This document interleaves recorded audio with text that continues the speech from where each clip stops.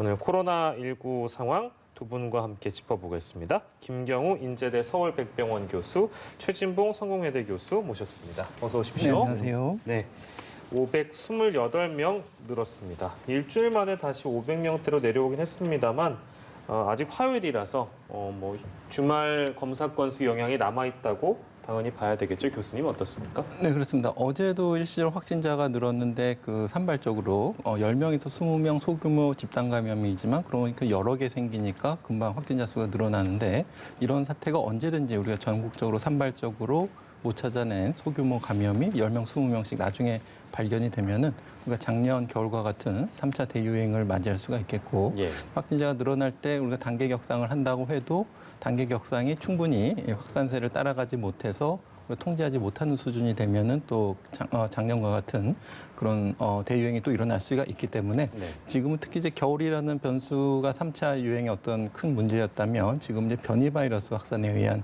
대규모 유행 가능성이 얼마든지 높기 때문에 지금 우리가 한시라도 방역의 긴장의 끈을 놓을 수가 없는 중요한 시점이라고 할 수 있겠습니다. 네.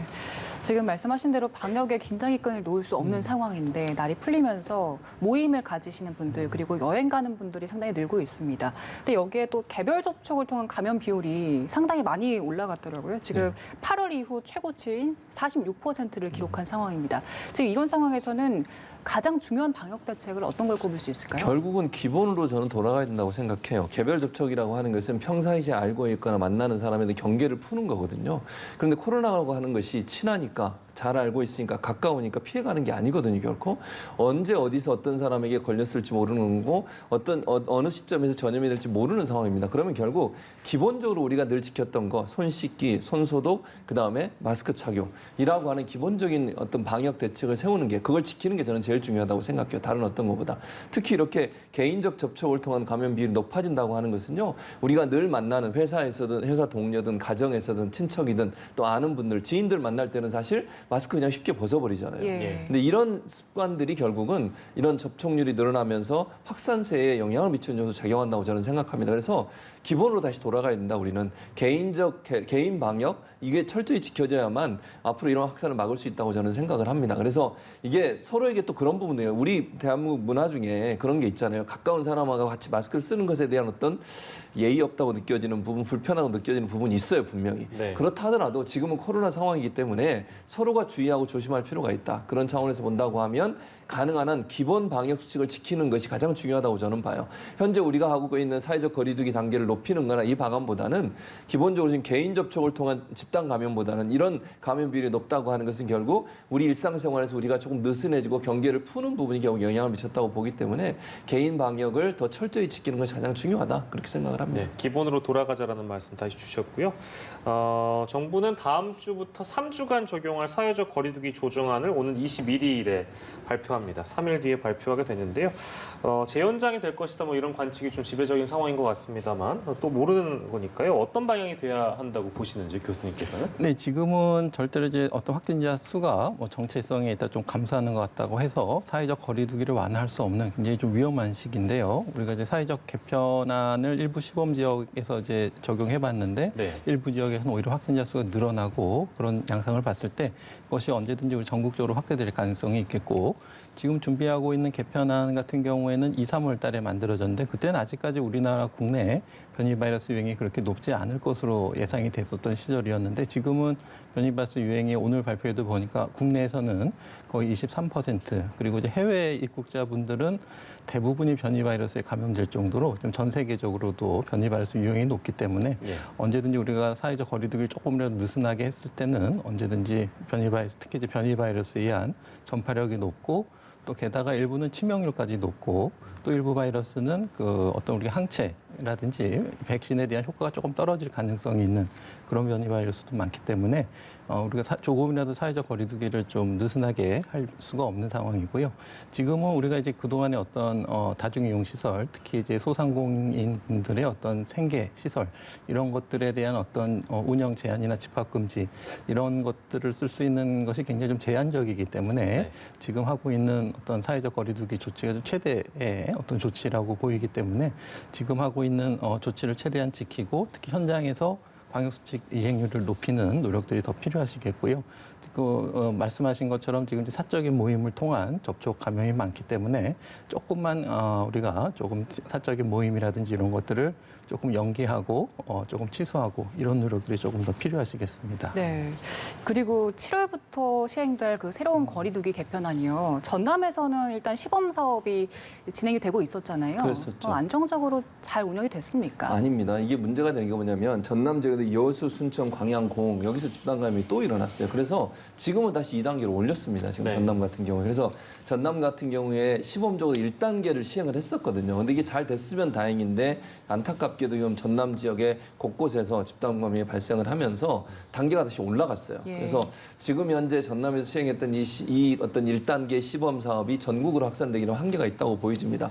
왜냐하면 시범 시행을 했는데 거기서 좋은 결과가 안 나왔잖아요, 결국은 지금 현재 우리가 하고 있는 이 그 거리두기가 지금 이런 거리두기 상태에서 500명, 600명, 700명까지 왔다 갔다 하는 거 아니겠어요? 그렇다고 하면 이 거리두기를 확 낮추거나 단계를 낮추기는 상당히 어려운 상황이라는 생각이 들어요, 저는. 그러니까 물론 우리가 지금 7월을 준비하고 있지 않습니까? 7월에 새로운 거리두기를 시행하기 전에 시범적으로 한 건데 그 시범안이 백신이 어느 정도 공급되기 전까지는 역할을 하기엔 조금 한계가 있다는 게 증명이 됐다고 저는 생각해요. 예. 그렇다고 하면 지금의 거리두기를 확 조정하거나 또 낮추기에는 상당히 어려움과 한계가 있을 거다. 저는 그래서 아마 이번 주 금요일 날 발표되는 거리두기도 지금의 거리두기와 거의 비슷한 형태로 가지 않을까 하는 생각이 들고요. 다만 백신 접종이 어느 정도, 백신 접종률이 어느 정도 증가하느냐에 따라서 약간의 조정은 있을 수 있다고 저는 봅니다. 왜냐하면 몇 가지 사례에서 우리가 봤지만 백신을 접종했던 분들은 감염이 안 됐어요. 같은 장소에 있었지만. 예. 그만큼 백신의 효과가 있다는 게 증명이 됐기 때문에 백신 접종률이 높아지면 일정 부분의 변화는 있을 수 있지만 큰 어떤 변화가 이번 주 금요일 날 나타나기는 좀 어렵지 않겠나 하는 생각이 듭니다. 네. 예. 자, 그리고 저희가 살펴봐야 되는 주장이 하나 있습니다.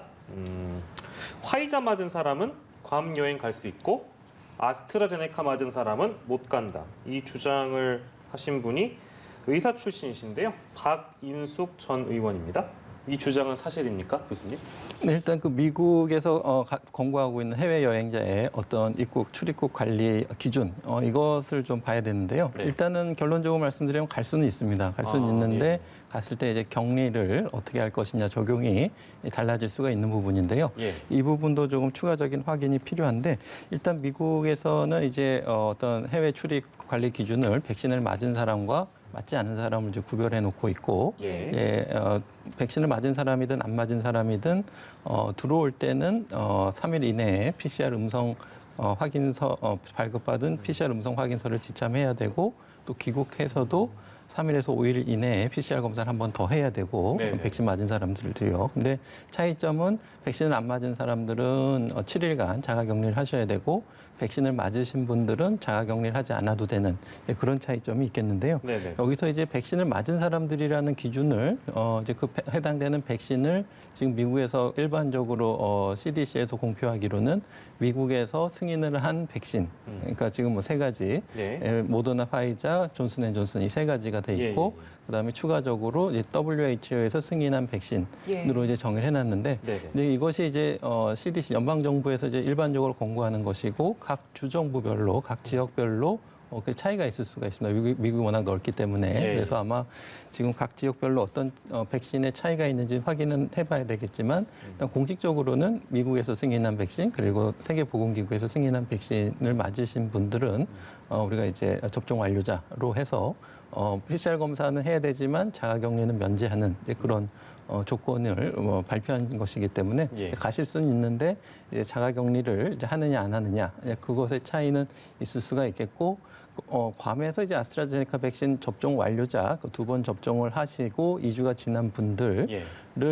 자가격리를 해제하느냐 이것에 대해서는 지금 공식적으로 명확히 나와 있지는 않는데 일단은 세계보건기구에서 인증한 백신이기 때문에 가능할 것으로는 보이는데 예. 이제 좀 세부적인 내용은 좀 추가적인 확인이 필요한 부분이 되겠습니다. 네, 알겠습니다. 그럼 정확한 건 조금 더 추가적으로 나오는 내용을 확인을 해봐야 되는 거고 못 간 건 아닌 거죠? 네, 가실 수는 있는데 이제 6일간 자가격리를 하느냐 안 하느냐를 확인해야 되고 가시기 전에는 또 PCR 음성 확인서를 미리 발급받아서 괌에 가셔야 되고 갈 때도 뭐 혼자 가시기 가족들이 가시기 때문에 가족들이 다 맞고 또 음성 해설 다 확인해서 가셔야 되고 또 네. 올 때도 또 음성 확인서를 해야지 또 우리나라에 오실 수가 있기 때문에 네. 예, 그런 점들은 백신을 맞으신 분도 큰 차이는 없겠습니다. 네.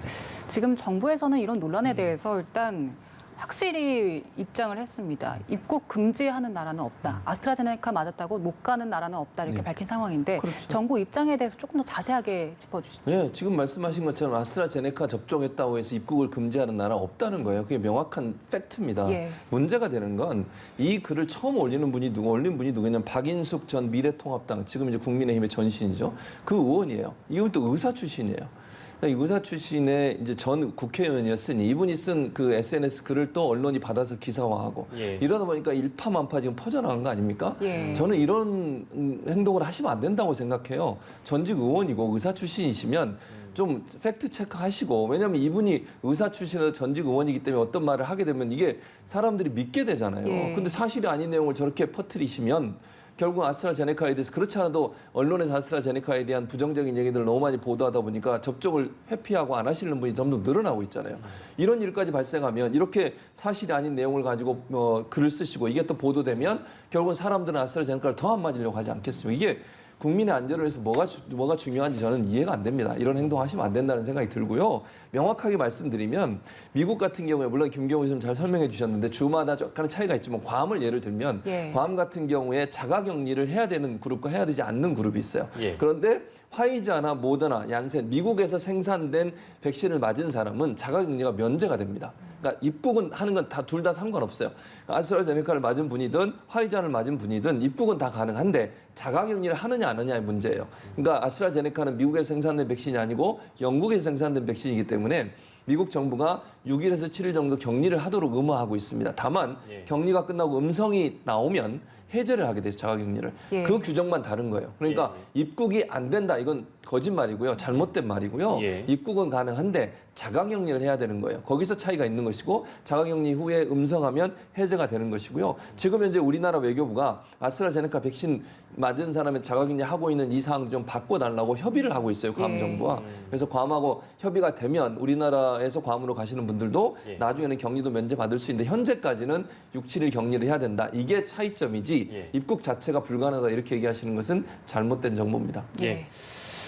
사실과 다르다. 저희가 지금 바로 잡아드렸고요.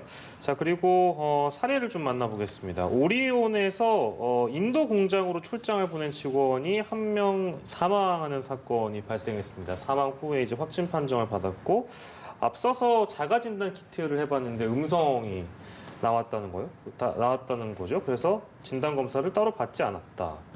그러니까 인도가 지금 워낙에 위중한 그런 상황이다 보니까 좀 적극적으로 직원들에 대한 어떤 안전 조치를 해야 됐던 거 아니냐, 이제 이런 지적이 나오는 것 같은데요. 이 사례는 어떻게 좀 보시는지요? 네, 맞습니다. 일단 뭐 코로나19 전에도 특히 이제 험지의 외교관이라든지 주재원 또 회사 파견을 나갈 때는 그분들의 가족의 안전에 특히 안전을 신경을 써야 되고, 뭐 풍토병, 말라리아라든지 또 현지 의료 시스템에 익숙하지 않기 때문에 다른 의료 시스템에 대해서 어디가 편찮을 때 진료를 어떻게 받는지 이거 굉장히 낯설기 때문에 사전에 필요한 적극적인 예방 접종, 그리고 현지에서 의료 이용을 잘 하실 수 있도록 사전에 충분한 준비와 안내가 좀 필요한 부분이 되겠는데, 네. 말씀하신 것 지금 이제 인도 같은 경우에는 코로나19 유행 사항이 굉장히 심각하고 예. 변이 바이러스 유행이 특히 굉장히 높기 때문에 지금 자가 진단 검사 키트 같은 경우에는 지금 정확성이 좀 떨어질 수가 있겠고, 네, 네. 또 이제 키트에서 그 각 변이 바이러스별로 어느 정도 성능이 차이가 있는지 이것도 좀 계속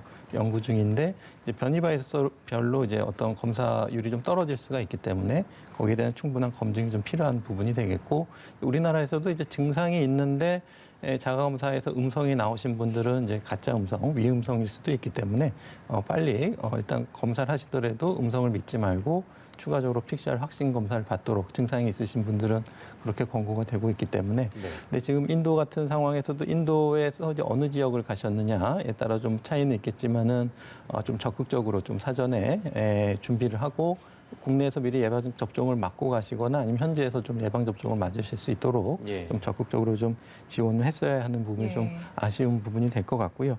이제 이런 것이 이제 인도뿐만 아니라 전 세계적으로 이제 많은 코로나19 위험 지역으로 이제 가 계시고 또 가시게 될 분들에 대해서 우리가 좀 더 철저한 준비를 하고 기업과 또 이제 정부가 같이 또 재외 공간과 또 재외국민보호과 등에서 좀 머리를 모아서 이분들에 대한 안전에 대해서 조금 더 철저하게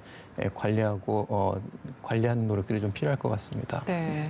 지금 이분은 일단 항공편으로 유해가 송환이 되는 상황이고 그 다른 파견 직원분들에 대해서는 어떤 조치가 이루어졌습니까? 지금 현재는 우리 이제 공간에서 그분들에 대해서 조치를 취하고 있는 상황이고요. 가능한 한 코로나 검진과 검사를 받도록 유도를 하고 있는 상황이에요. 지금 이분 같은 경우도 감기 증상이라고 본인은 느꼈어요. 예. 그래서 한국에서 가져간 비상약, 감기약만 먹고 해열제만 먹고 버티셨거든요. 왜냐하면 그게 이유가 김경호 교수님 말씀하신 것처럼 이게 자가 진단 검사 키트예요. 자가 검사 키트 때문에 그걸 너무 맹신을 한 거 아닙니까? 그러니까 뭐 그 상황에서 물론 인도에서 워낙 열악하기 때문에 그럴 수밖에 없는 상황이겠지만 거기서 음성이 나오니까 이분이 그냥 이거 감기구나 생각하고 감기약만 먹고 버티신 거예요. 예. 만약에 그때 코로나인 줄 알았다고 하면 좀 더 적극적으로 치료를 했다라면 또 달라진 환경이 나올 수도 있다고 저는 보거든요. 그래서 이걸 너무 자가진단 키트는 정말 필요할 때 긴급할 때 쓸 수는 있지만 그 결과를 너무 신뢰하면 안 된다. 이거는 뭐 그 확진율이랄까요? 하면 정확도가 절반도 안 돼요, 사실은. 예. 그렇기 때문에 우리가 사용은 할 수 있지만 이 사용이 너무 우리가 안심을 가질 수 있는 자세로 가면 안 된다는 것이 인도에서는 지금 어려운 상황에서 이 진단 키트만 가지고서 계속 이제 검사를 하다 보니까 문제가 되고 있어서 우리 정부와 공간이 이 부분을 좀 더 적극적으로 검진을 할 수 있도록 하고 이상 증상 있으면 바로바로 검사할 수 있도록 하는 조치를 취하겠다고 지금 얘기를 하고 있는 상황이고요. 또 이제 필요하면 인도에서 또 들어올 분도 더 있지 않겠습니까? 예. 이런 분들에 대한 귀국 편들도 준비하고 있는 과정인 것으로 알려지고 있습니다. 예, 알겠습니다. 사례를 하나 짚어봤고요. 그리고 고령층들의 백신 접종 현황을 좀 보겠습니다. 80세 이상 어르신들이 한 절반 정도가 백신 1차 접종을 마친 상태입니다. 방역 당국에서는 일단 고령층 백신 접종이 참 중요하다는 이야기를 여러 번 강조해 오지 않았습니까? 그래서 저희도 이제 대담을 할 때 위중증 환자 그리고 사망자 숫자가 점차 줄어드는 걸 볼 수가 있었는데 실제 구체적으로 얼마나 효과가 나타나고 있습니까? 네, 일단은 감염 예방 효과. 그러니까 2차 접종을 마치신 분도 있지만 1차 접종을 하고 나서 2주가 지나도 감염이 예방되는 효과가 거의 뭐 86%, 91%, 뭐 6% 차이는 큰 문제는 안 되겠지만 평균적으로 한 89.5% 감염을 예방해 주는 효과가 있고 또 감염이 되신다고 하더라도 위중증이나 사망으로 가는 것을 예방해 주는 효과가 100%. 그럼 어떤 효과가 100% 나타난다는 건 굉장히 엄청난 효과거든요. 뛰어난 효과고 믿을 만한 효과다. 이렇게 봐야 될 것 같고요. 지금 실제 어떤 사례로 봤을 때도 어떤 집단 감염 사례에서 그래서 일가족 7분이 다 감염이 노출됐지만 백신을 맞으신 한 분만 감염이 안 된 사례라든지 또 요양병원에서 집단 감염이 일어날 때 예방 접종을 안 맞으신 분만 또 좀 감염되신 사례라든지 또 교회에서 모임이 있었는데 예방 접종을 안 맞으신 분만 감염이 안 된 사례라든지 이런 것들이 주변 일상생활에서 실제로 이렇게 나타나고 있기 때문에 우리가 통계라는 수치가 조금 와닿지 않는다고 하더라도 이러한 일례 사례들을 보셔서 예방접종은 진짜 효과가 매우 뛰어나다, 놀라울 정도로 좋다라는 것에 대해서는 전 국민들께서 확실히 믿으셔도 좋을 것 같고요. 다만 이제 뭐 86%가 더 좋냐, 91%가 더 좋냐 이것을 이제 엄격히 비교하기에는 어떤 통계적인 유의성 차이를 검증하기는 좀 어려울 것 같고요. 맞은 대상군도 다르기 때문에.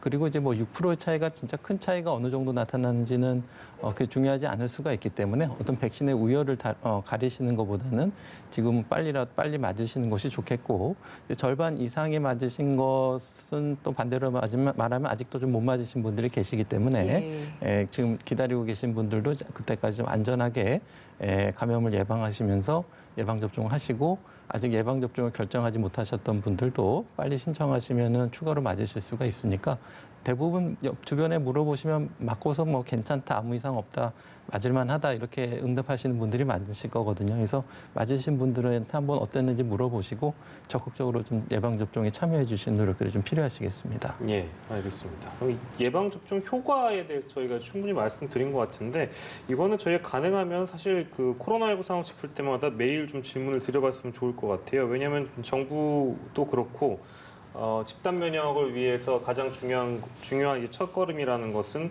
결국에 예방 접종을 얼마나 목표치를 달성하느냐 이 중요한 부분인데 접종과 관련된 인센티브를 포함해서 어떠한 대책으로 유도를 할 것인가 뭐 여러 가지 아이디어들이 좀 나오고 있습니다만 최준봉 교수께서는 어떤 좀 아이디어를 주시겠습니까? 그러니까 지금 말씀하신 첫 번째로 이제 우리 정부 당국이나 방역 당국이 얘기하고 있는 어떤 인센티브를 주는 부분은 적극적으로 검토해야 한다고 저는 생각해요. 지금 백신 여권이라는 문제도 전 세계적으로 논의가 되고 있잖아요. 우리나라뿐만 아니라 백신을 맞은 사람들이 다른 나라를 여행을 가거나 돌아왔을 때 자가격리를 명제해 주거나 아니면 여행할 때 입국이 가능하도록 허락해 주거나 이런 부분들은 국제 공조를 통해서 일정 부분 시스템을 마련한다고 하면 백신을 적극적으로 접종하려는 의사가 생길 거라고 생각을 들고요. 두 번째는 지금 예약률 같은 경우에 많이 증가하긴 했습니다. 그러니까 초창기에 60세에서 65세 이제 이런 분들 65세 70세 사이에 접종 예약률이 좀 낮았는데 요즘 증가를 계속 하고 있어요. 긍정적인 평가입니다만 현재는 인터넷과 전화 또는 직접 방문 이 세 가지 방법을 하고 있는데 예전에 80세 이상 그 어르신들 할 때는요 직접 방문을 했었어요. 통장과 이장들이 그러니까 동네 통장 이장들이 직접 방문해서 받았거든요. 그러니까 예약률이 엄청 높았어요 그 당시에는. 그래서 저는 이 부분을 지금 예약을 안 하신 분들 중에 혹시나 불편하실 수도 있고 이걸 잘 도와주실 분이 없을 수도 있고 전화나 인터넷이나 또 전화 같은 경우는 연결이 잘 안 돼요. 워낙 많이 막 같이 몰리기 때문에 그래서 그런 분들을 직접 찾아가서 예약을 받는 그런 시스템도 한번 도입해 볼 필요가 있다 이런 생각이 듭니다. 그래서 예약률을 높여서 어르신들이 접종을 좀 많이 하도록 해서 집단 면역이 형성되도록 하는 게 중요하다고 생각이 들고 그래서 정부 당국의 적극 노력 그리고 인센티브를 통해서 접종한 사람들에게 뭔가 혜택을 준다고 하면 더 적극적으로 저는 접종을 할 가능성 그런 어떤 동기부여가 되지 않겠습니까? 그런 부분들에 대한 그게 필요하다고 보고 또 하나는 접종 이후에 어떤 우리가 이미 시행하고 있긴 합니다만 접종 이후에 몸의 증상이 건강이 약간의 이제 어떤 부작용이 왔을 때 제가 말하는 부작용이라면 늘상 있는 부작용을 말씀드린 거죠. 뭐 오한이 오거나 약간 열이 나거나 이 정도는 그냥 백신 맞고 일반적으로 오는 그런 어떤 사이드 이펙트니까요. 이런 부분들에 대해서는 충분히 쉴 수 있도록 하는 제도를 정착시켜야 된다. 그것 때문에 불이익을 당하지 않도록 해야만 접종하고 나서도 2, 3일 쉴 수 있도록 하는 기회를 주는 것도 필요하다고 생각을 합니다. 예, 알겠습니다. 그리고 저희가 이상 반응이 나타난 사례도 좀 짚어봐야 될 것 같습니다. 지금 전남에 있는 50대 경찰관이 지난달 30일에 1차 접종을 받았습니다. 그 이후에 증세가 이어졌고 혈관을 넓히는 스텐트 시술까지 받으신 상황인데 하지만 심장 기능을 완전히 회복을 하지 못하셨고 접종 이후 16일 만에 숨지셨습니다. 이분은 어떤 증상을 보이셨습니까? 네, 지금 두 가지 증상이 좀 혼재되어 있는 것 같습니다. 그러니까 첫째 맞고 나서 바로 생기신 어떤 두통이나 오한 이런 것들은 예방접종 후에 나타나는 어떤 면역 반응, 뭐 또 일반적으로 알려지기로는 뭐 국소적인 통증이라든지 근육통이라든지 피로감 이런 것들이 이제 일시적으로 생기실 수 있고 이런 경우에 이제 해열 진통제 드시면은 대부분 2, 3일 이내로 대부분 하루 이내로 이제 호전되시는 경우가 많은 것 같고요. 근데 이제 어떤 백신 접종 후에 이상 반응이 아닌 다른 반응, 예를 들면은 가슴의 통증이라든지 다리 저림이라든지 뭐 호흡곤란 이런 것들은 어떤 백신 접종에 일반적으로 나타날 수 있는 면역 반응이 아니기 때문에 좀 적극적으로 진료가 좀 필요하신 상황이 되겠고 지금 스텐트 시술과 이제 심장 기능으로 봐서는 아마 심근경색이 오셨던 것 같고요. 심근경색이라고 하게 되면 우리가 심장 근육에 혈액을 공급해주는 관상동맥에 협착이 오거나 거기가 막혀서 심장 근육이 괴사되는 경색이 생기는 질환이 되겠는데 심근경색이 오기 전에 이제 그 예비 신호처럼 협심증 증상이 먼저 나타날 수가 있겠습니다. 그래서 좀 뛴다던가 좀 힘든 일을 하셨을 때 가슴이 뻐근하게 통증이 오시거나 뭐 소화가 안 된다거나 한쪽 팔이 저리거나 뭐 식은땀이 난다든지 뭐 이렇게 협심증 증상 의심이 좀 나타나서 가슴 통증도 조금 있으셨다가 또 이제 호전되고 이러셨던 것 같고요. 그러다가 이제 좀 한 5월 10일 한 12일 정도 지나서 이제 심근경색으로 쓰러지셔서 이제 대학병원으로 이송되셔서 아마 이제 심근경색 진단을 받고 이제 관상동맥 확장 시술을 스텐트 시술을 받으셨는데 아마 이제 그렇게 한다고 해도 이제 심근경색이 좀 많이 진행돼서 심근 기능이 떨어져 있는 경우에는 심부전이라든지 어떤 판막 질환이 생긴다든지 또 2차적인 합병증이 또 많이 부정맥이라든지 그런 것 때문에 아마 사망하신 사례로 보이는데요. 이제 백신과의 어떤 직접적인 인관성이 있는지는 아직까지 일반적으로 알려지기로는 이런 코로나19 백신이 심근경색을 일으킨다고 알려져 있지는 않기 때문에 때문에 예. 조금 더 추가적인 검사 조사는 좀 필요할 것 같고요. 예. 아마도 이제 뭔가 평상시 건강하셨는데 갑자기 뭐 좀 쓰러지고 안 좋아지셨다 이런 경우는 심뇌혈관 질환인 경우가 많아서 심뇌혈관 질환은 이제 혈관의 어떤 동맥경화가 상당히 진행돼도 우리가 증상을 잘 못 느끼시는 경우가 많기 때문에 대부분 이렇게 갑자기 안 좋아지시는 형태로 나타나기 때문에 네. 아마도 좀 추가적인 조사는 좀 필요하겠지만 좀 갑자기 생기신 심뇌혈관 질환이신 것으로 좀 이 사례는 보입니다. 예. 네. 그리고 마지막 사례까지 저희가 짚어봤습니다. 코로나19 상황 짚어봤고요. 최진봉 성공회대 교수께서는 저희 이어지는 순서 함께해 주실 거고 김경우 인제대 서울백병원 교수는 여기서 인사드리겠습니다. 고생하셨습니다. 감사합니다.